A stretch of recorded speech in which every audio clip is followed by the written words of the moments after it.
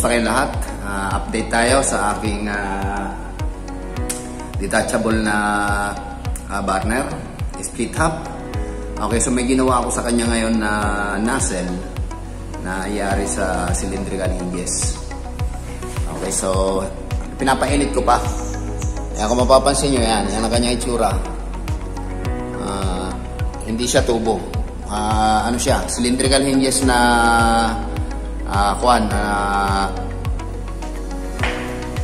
di ko na yung size.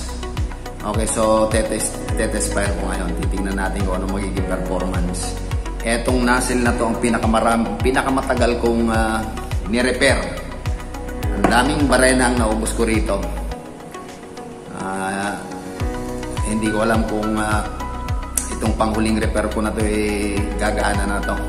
Okay, so hindi pa naka-on ang aking blower. So ngayon, i-on ko na. Ilalagay ko na sa number 5. Okay, so yun. Inom ko na. At yun na yung kanyang performance sa number 5. Okay, so far okay naman eh. Okay, so babalik ta rin ko lang itong camera ko para wala tayong namimiss. Okay, so ayan ang kanyang settings sa number 5. Okay, so babalik ta rin ko lang yung camera para wala tayong mamiss. Okay, so yan ang setting ng kanyang number 5. Okay, so hindi pa siya, antayin pa natin na mag-init ng gusto ang ating chamber. So yan pa lang ang kanyang setting nasa number 5. Okay, so far blow flame naman siya. May kaunti pang orange. Kaya lang antayin natin na umahon yung gumana yung ating mga upper parts ng mga butas. Pagka humahangin, ayan, nagkakaroon ng orange. Tingnan natin ang total performance nito. So painitin muna natin ng konti, then saka natin lakasan yung ating blower kasi ang setting niya ay nasa number 5 pa lang. Maski mga 1 minute pa para talagang mainit na yung ating chamber. O pagka napansin natin na medyo gumagana na yung pangalawang layer mula sa taas, pwede na siguro natin lakasan yung ating blower. Okay, so testing natin taasan na. Parang gumagana na eh, oh. Kaya lang umahangin niya lang malakas. Okay, so ilagay muna natin siya sa number 7, dulo ng 7. Okay, so yan ang performance niya kapag dulo ng 7. Ayan, nakikita nyo visible na yung pangalawang layer.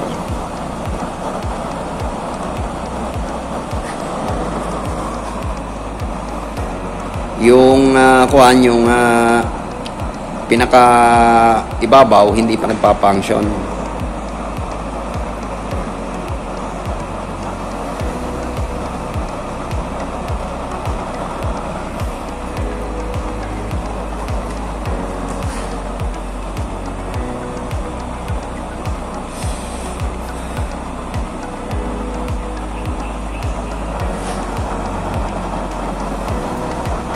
Okay, so i-try nating ilagay sa number isagad na natin kasi balikan natin ng konti.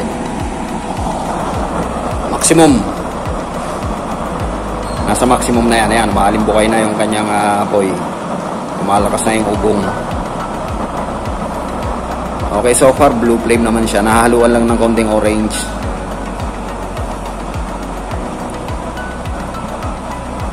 Okay, so itong kanyang final setup. Ayan.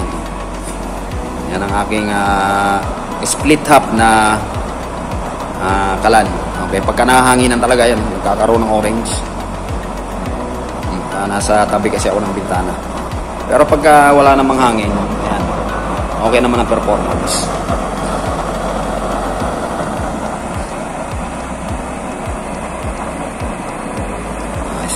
Against the light ako rito. Ito na lang.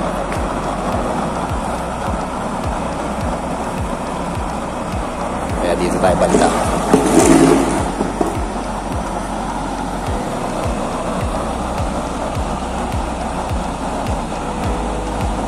Okay, so medyo okay na itong pagkaka-repair ko sa kanya.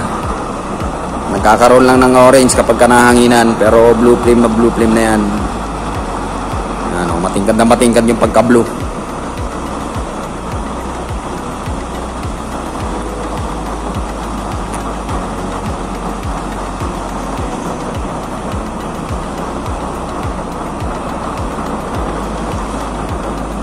Okay, so subukan nating sasalangan ito ng kaserola. Titignan natin kung ano magiging performance. Yan, ang ganda ng kulay ng blue. Talagang matingkad na matingkad. Okay, so subukan natin lagyan ito ng kaserola.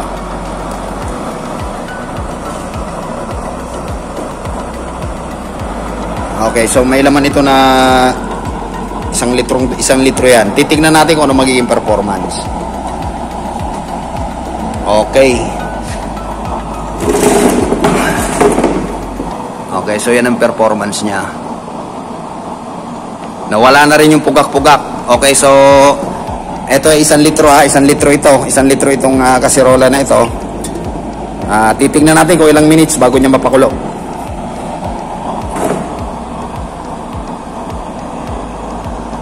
Okay, talagang asul na asul. Halos invisible nga lang kasi kuan, hindi masyado makita.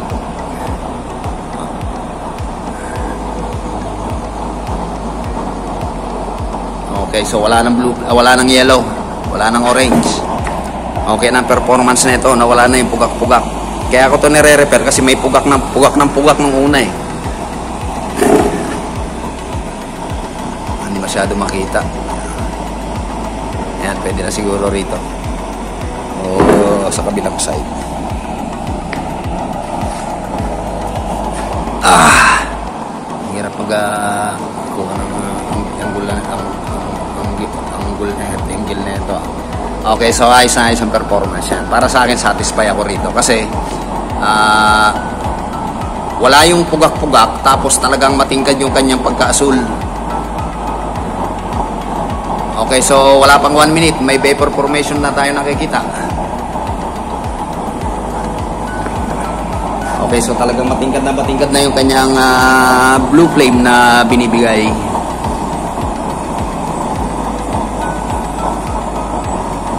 Okay na ito. Daming repair ko sa bago na ito, sa nozzle na ito. Itong pinakamahirap na ginawa kong nozzle. I mean, pinakamatagal na ginawa kong nozzle. Okay, so ayun, malakas na yung vapor formation. Parang nagsisimula na. 2 minutes pa lang, wala pang 2 minutes na tayong, wala pang 2 minutes nating sinalang yon.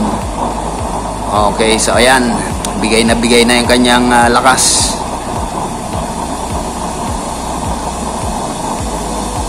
Okay, itong pagkaka-repair ko na ito sa kanya. Maski walang carb, okay, ang lakas oh.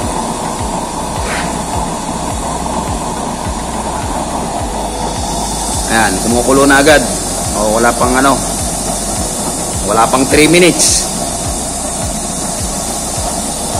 Kulo na agad.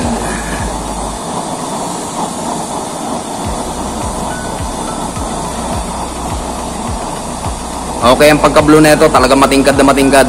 Ni kapirasong orange, wala akong makita. Ano nga lang tawag dito, pag invisible, pagka ganito eh. Ayan oh. Talagang wala nang orange, maski kapirasong orange.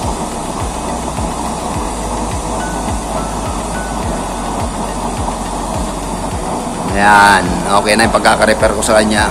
Nagbunga rin yung pagre-repair ko. Ito ang pinakamatagal kong ni-repair, itong nozzle na ito.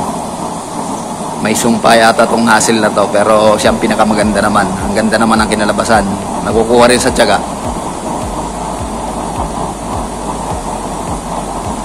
Okay, so lakas na ng vapor formation.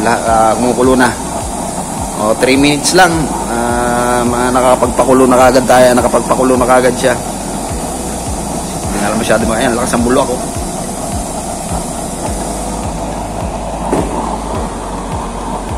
Okay, so ito ang aking split half na nozzle. Chamber. Ayan, nahahati yan.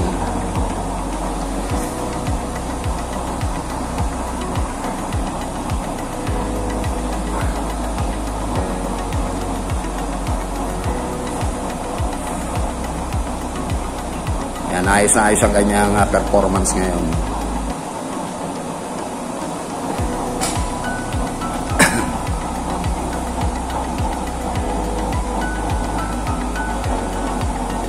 Yang tangke niya, personal ko kasi ito eh. Kaya kung mapapansin nyo, wala siyang daanan ng langis sa ibabaw. Pinabaliktad ko lang yan kasi personal ko lang naman nagamit eh. Okay, so satisfied na ako sa performance ng isang ito. Ayan, kung mapapansin nyo, yan, kanina pa tayo.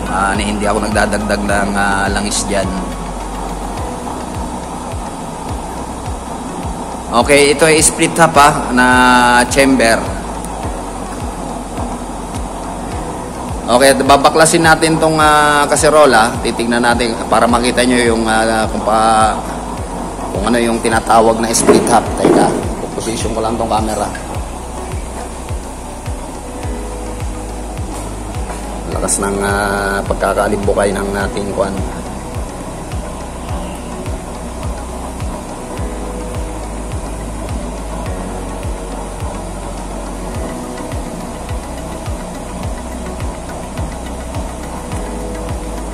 Okay, so tatanggalin ko yung ating kaserola para makikita nyo kung anong tinatawag na split top. Position ko lang tong camera.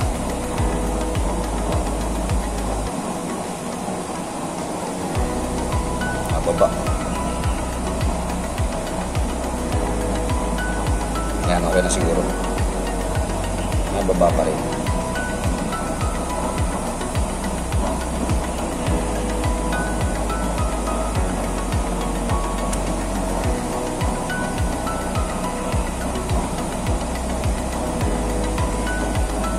Okay, so tatanggalin ko ang ating kaserola pati yung kanyang split top, yung kanyang upper parts.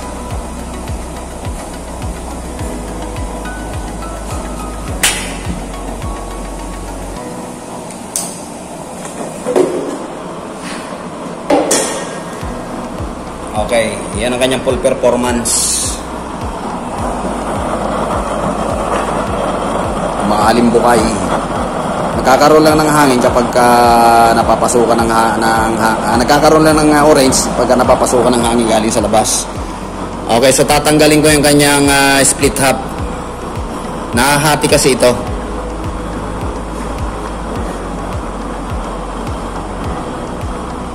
Okay, hinaan ko muna yung blower para hindi masyadong mabuwan. Yan. Ilagay ko sa lahat yung ating blower. Ito ay natatanggal. Yan. Pag walang split top, yan ang kanyang performance. Pagkakalahati lang yan. Para ang design ko na to para madaling linisin. Ngayon pagka nilagay natin yung split top, ayan, nagbabago na siya ng ganyan. Nagta-transform na siya. Okay, so ilalagay ko yung ating split top. Sa kanyang upper parts. Ayan, nakikita nyo nagbago na yung kanyang performance. Okay, so yun ang number 5 na setting. Nagkakaroon lang ng orange yan kapag may hangin na dumadaan papunta sa ating chamber.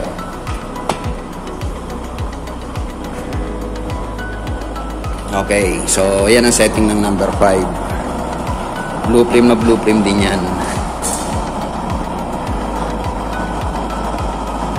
Ngayon kung ilalagay natin sa number 7, yan ang 7. Yung nakikita nyo mga pula sa loob, mga ano lang yan, mga carbon yan na tumigas. Ito, carbon lang yun. Yan, nakikita nyo, nawawala. Mga carbon yun na tumigas na dati. Yan, tinatanggal ko. Kaya dito sa side na to, mayroong pula ron eh. Carbon lang ito. Yung kinukot-kot na yan. Parang abok. Yan, nawawala na. Okay, so yan ang 7. Pero malakas na yan eh. Subukan pa natin ilagay natin sa pinakamababa yung ating setting. Kung ano performance na maganda sa kanya. Okay, so yan ay nasa dulo ng number. Sa 3 na lang tayo. Sa 3. Okay, pagka 3, yan ang kanyang may halong orange. Pero blue flame na rin. Pero pag sinalangan natin yan, tingnan natin kung anong performance kapag may nakasalang na setting sa dulo ng number 3. Okay, so kung mapapansin nyo, meron siyang konting orange, pero may blue flame pa rin naman. Okay, so tingnan natin kung ano magiging kulay ng kanyang apoy. Okay, so number 3, ayan, nakikita nyo talagang asul na asul pa rin siya. So pwedeng pahinaan itong ating itong ating kalan. Nasa number 3 yan, mahina na siya dyan. Ayan ang setting niya sa number. Ayan, nasa number 3. Okay pa rin naman yung buga niya. Blue flame pa rin siya. Okay, subukan pa nating ilagay sa number yung hanggang saan na kaya niya. Dulo number 2. Okay, pagka dulo ng number 2, medyo banayad na may apoy pa rin, kaya lang halos wala na siyang power. So parang ang kaya lang niya ay dulo pala ng ayan. Pwede na yung dulo ng number 2. Ayan, pagka dulo ng number 2, halos blue flame pa rin. Kaunting-kaunti na lang yung orange. Okay pa rin naman, nagpa-function pa rin siya. Ibig sabihin, blue flame pa rin siya maski number 2. Pwedeng pang-inin na yan. Kahit na number 2, blue flame pa rin siya. Although na mayroong konting-konti lang na orange, pero tolerable na yan. Pagka mahangin lang talaga yan, kaya nagkakaroon ng orange. Pero pagka wala namang hangin, continuous naman yung kanyang pagka-blue flame. Ayan o. Pagka ang kulo niyan, malumanay na lang yung kulo niya kasi number 2 lang. Okay, so ilagay naman natin yan siya sa number, dulo ng number 4. Ayan, dulo ng number 4. Pag dulo ng number 4 yan, naririnig nyo, lumalakas na yung tunog. Lumalakas yung sagitsit. Wala, nalakas o. Maalimbukay na o. Okay na to, yung dulo ng number 4 sa pagsasaing-saing. Hindi na masyadong magastos sa kwan yan, sa langis. Kasi naibibigay na niya yung full performance. Nasasakop na niya lahat ng ating kaserola, yung apitan ng kaserola. Hindi naman kinakailangan masyadong malakas yung apoy. Nasa sa inyo yan sa operation. Kung anong gusto ninyo sa apoy ninyo, yung gusto ninyo o nag-uumapaw sa kaserola o katamtamang lang na ganyan, hindi halos maging visible na. Okay, so ayan, ay may blue flame na blue flame siya.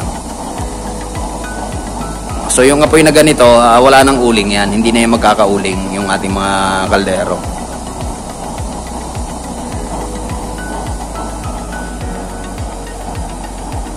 Okay, so tagumpay rin yung pagre-repair ko. Akala ko mabibigo ako sa aking misyon. Sa lahat ng nozzle, ito ang pinakamatagal kong ni-repair. Siya ang pinaka-spoiled. Napakarami kong drill bit na naubos. At least nagawa ko rin yung gusto sa kanya. Namamaster ko rin. Napag-aaralan ko na ngayon yung mga sekreto na ng ating mga kalandi mantika. Parang nakakabisa ko na kung paano palakasin ang apoy, paano pahinain ang apoy. So iayos ko lang itong ating kaserola, wala sa sentro eh. Okay, so talagang ganon pagka nag-experiment, maging ready tayo. Pahapayawan ko kayo sa mga nabaling mga barena na ito, yung ginawa ko kanina. Nandoon na yun, no? Pahapayawan ko lang kayo sandali lang, ha?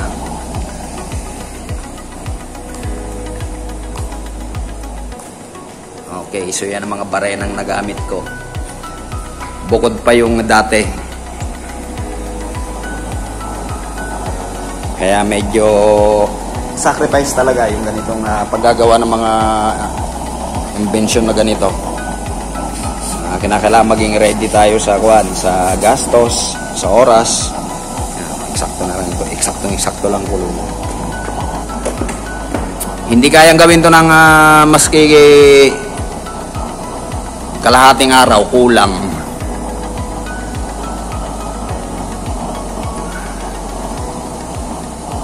Talagang sacrifice talaga pag ganito nga nag-experiment. Kaya yung iba walang oras eh. Ako wala ring oras. Wala nang oras sa iba. Dito ko na lang tinutuon yung oras ko. Magbuting-ting. Okay, so sa dulo ng number 4 yun ha.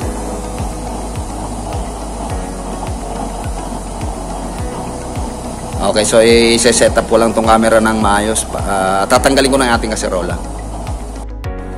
Okay, so maigi na lang gumana ito ng maayos. Gaya ng sabi ko, yan ay ganitong bakal lang yan. Ito ay cylindrical hinges. Yung female parts ang ginamit ko rin sa kanya para magkaroon kayo ng idea kung just in case walang tubo o walang GI pipe, ito na lang gamitin nyo kung may available kayong ganito. Kaya lang medyo may kamahalan nga lang itong ganito kalaking size ng cylindrical kasi 150 isang peraso nito. Tapos ang gagamitin ko lang ay yung female parts na parte ng ating cylindrical. Okay, so yung ganitong nozzle lang pinaka-spoiled sa akin. Pinakamaraming drill bit ang naubos. Mahigit 10 pirasong drill bit ang naubos ko rito. Okay, so yan ang performance niya. Kaya na isa setting na number 5. Kung itotodo natin, yan, nakatodo siya ngayon. Okay, yan ang kanyang full performance. May kaunting orange kapag nahanginan lang. Pero pagka sinalangan natin yan, nawawala yung orange na yan. Nakita nyo naman kanina, pagka sinasalangan yan, na-eliminate yung orange na yan. Okay, tignan nyo ulit ng may sinalangan.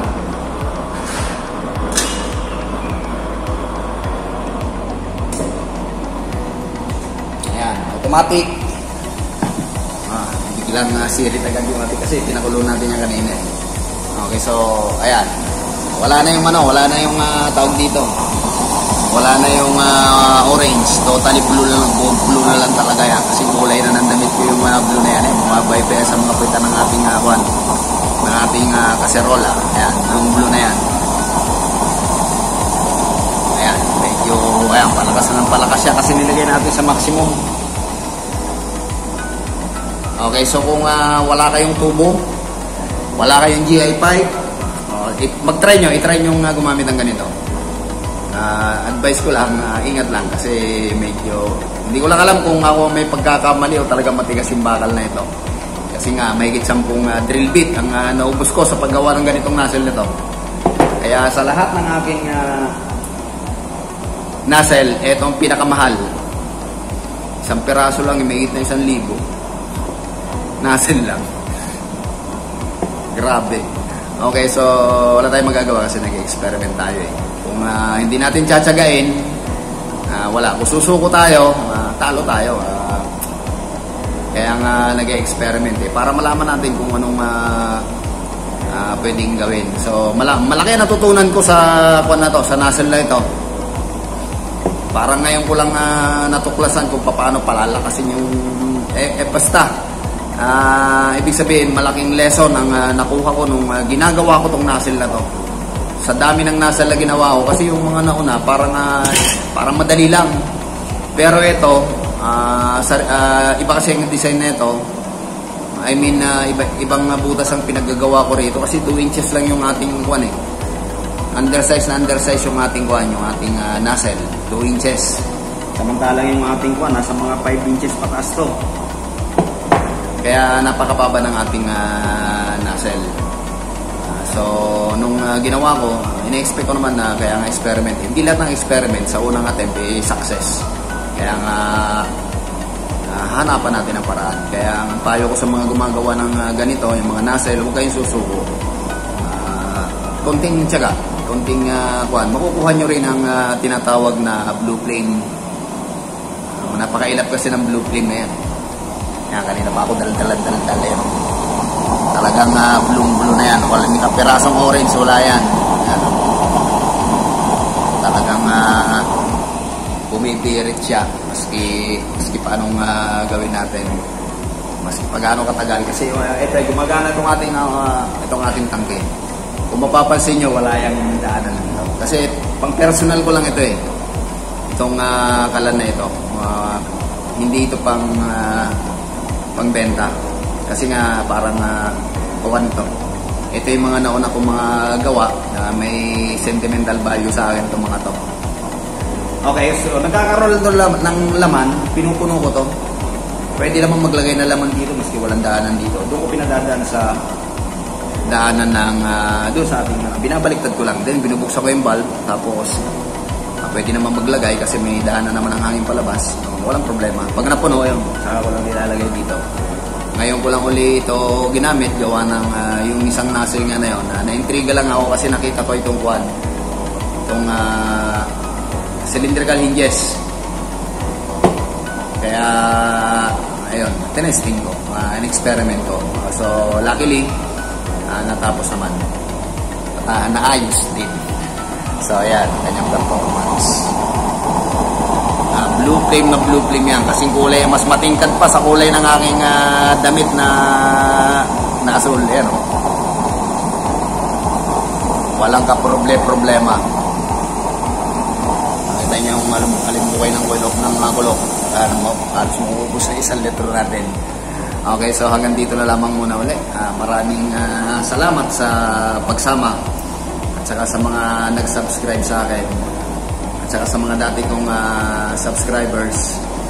Okay, so shout out sa mga gumagawa ng kalan. Pag-isipan pa natin kung ano pang may tutulong natin sa mga baguhang gumagawa nito. Okay, so sa mga baguhan, huwag kayong susuko. Makakaya nyo yan. Okay, so isang kaya ko to in-upload kasi para magkaroon kayo ng idea. Yung simpleng cylindrical hinges pwedeng gawing nozzle kung walang available na tubo. Ang isa pang advantage nito kasi makapal yung cylindrical hinges.